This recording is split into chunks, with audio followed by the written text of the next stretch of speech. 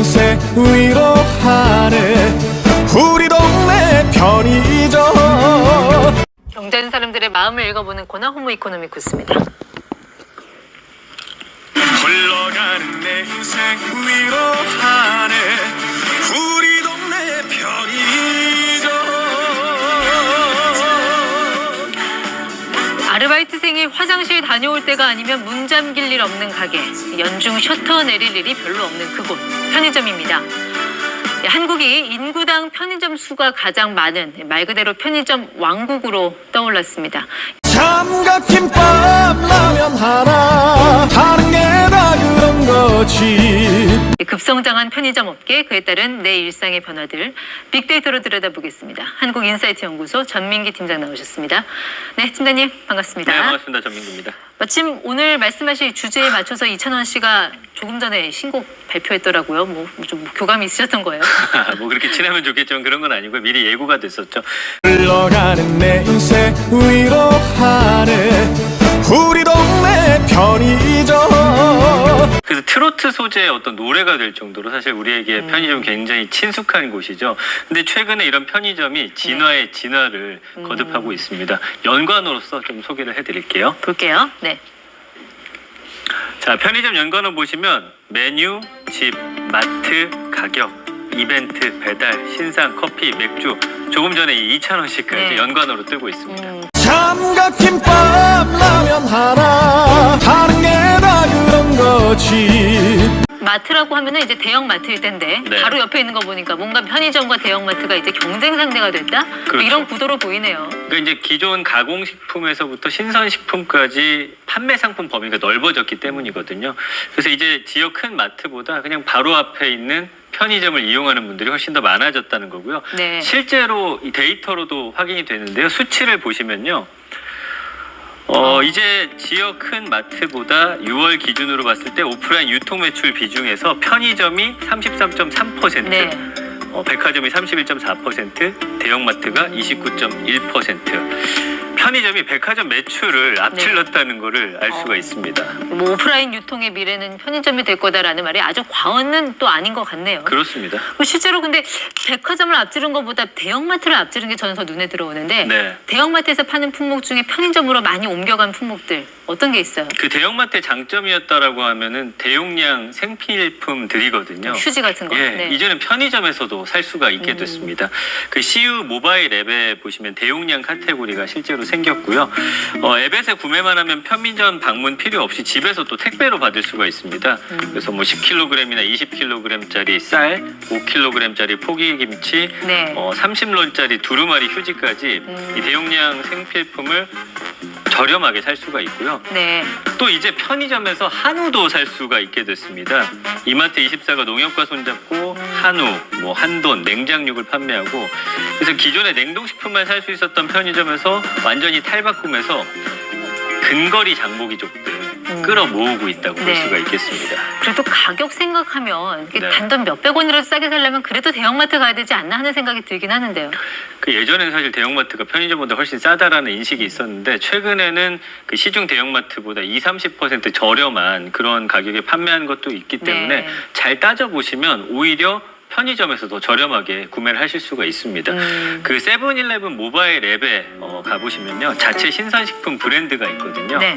이 실제 가격 비교해보면 머스크메론이 1.5kg에 쿠팡에서는 1,390원인데 여기서는 8,900원이고요. 천일염 3kg도 쿠팡에서는 6,140원인데 여기서는 4,500원. 네. 이렇게 저렴할 수 있는 이유는 기존의 중간 판매업체하고 협력사를 거쳤던 네. 이런 방식에서 중간 마진을 낮춰가지고 중간 판매업자 거치지 않고 바로 소비자를 만날 수 있게 했기 네. 때문이거든요.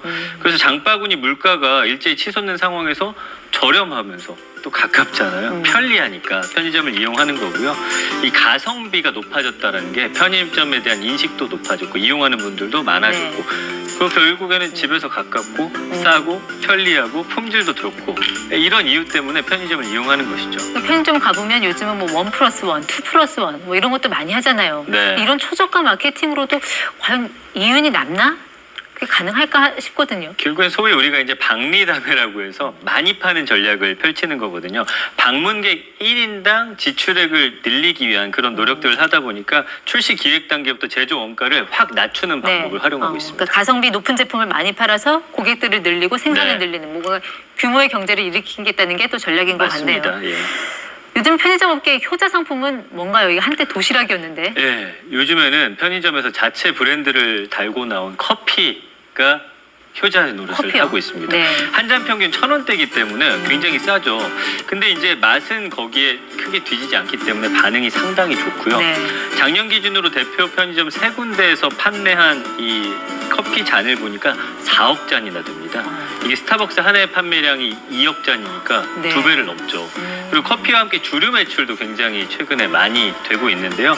요즘 코로나19로 밖에서 뭐 늦게까지 술 못 마시니까 편의점에서 사서 집에서 홈스를 즐기는 분들이 상당히 많아졌다는 거고요. 그 수도권 거리두기 4단계 적용 이후인 7월 10일 이후에 약 한 달간 CU 편의점의 매출이 전년 대비 50%나 증가했습니다. 보통 근데 가서 술만 사지 않잖아요. 안주도 같이 사잖아요. 네. 같이 늘었을 것 같은데요. 맞습니다. 네. 그 마트에서 안 파는 오직 편의점에서만 파는 그런 것들을 많이 출시를 했거든요. 네. 뭐 예를 들면은 딤섬 같은 것들. 어. 그래서 대만식 구운 샤오롱바오도 팔고요. 네.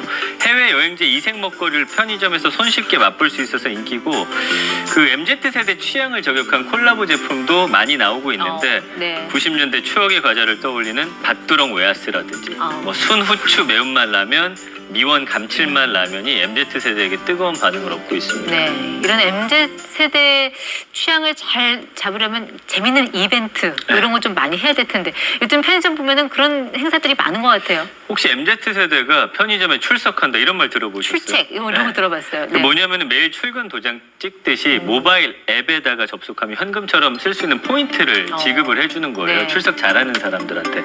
그래서 알뜰히 모으면 정가보다 싼 값에 물건을 살 수 있어서 큰 인기고요. 그리고 오프라인 매장하면 주력하지 않고 온라인으로 범위를 넓혀서 최근에 이제 메타버스가 들어갔는데 제페토하고 네. 이런 제휴를 맺어가지고 뭐 여러 가지 이벤트를 실제로 하고 있습니다. 네. 이런 것들이 MZ세대 마음을 사로잡고 있고요. 이제 얼마 안 있으면 추석인데 뭐 추석 이벤트도 곧 하겠어요. 지난해 생각해 보시면 추석에 캠핑카라든지 기억나요. 이동식 네. 주택 저희가 이제 소개를 방송했잖아요. 해드렸었어요. 네. 맞아요. 근데 이번에도 어마어마한 그런 제품들이 출시가 됐거든요. 보시는 것처럼 편의점에서 다이아, 요트까지 팝니다. 그래요? 그래서 이 2캐럿 다이아인데 한 3,800만 원 정도. 요트 같은 경우는 사실 가격이 너무 놀라울 정도인데 2억에서 9억 원까지 판매가 되고 있습니다. 그래서 업계 관계자는 이게 설마 팔릴까라는 예상을 했는데 실수의 반응이 좋았고요. 아무래도 코로나가 장기화되다 보니까 보복 소비, 그동안 쓰지 못했던 돈을 한꺼번에 지출하는 이런 모습들로서 저런 제품들도 함께 판매가 되고 있는 거죠. 살 수 있는 사람이 뭐 얼마나 될지 모르겠습니다만 뭔가 치열한 경쟁에서 살아남기 위한 하나의 전략으로 보이는데요. 일단 가격이라든지 뭐 내용 면에서는 굉장히 성장을 한 것 같은데 일단 남은 건 그러면 이제 배송이겠어요, 배달. 그렇죠. 배달비를 줄여야겠죠. 그러다 보니까 사실은 편의점도 배달 대행 플랫폼과 연계해서 시작을 했는데 세븐일레븐 같은 경우는 작년 7월 배달 서비스 시작한 이후에 1년 사이에 배달 주문 건수가 무려 1,090%나 증가를 했으니까 편의점에서 배달하는 분들 상당히 많아졌다는 걸 알 수가 있는 거죠.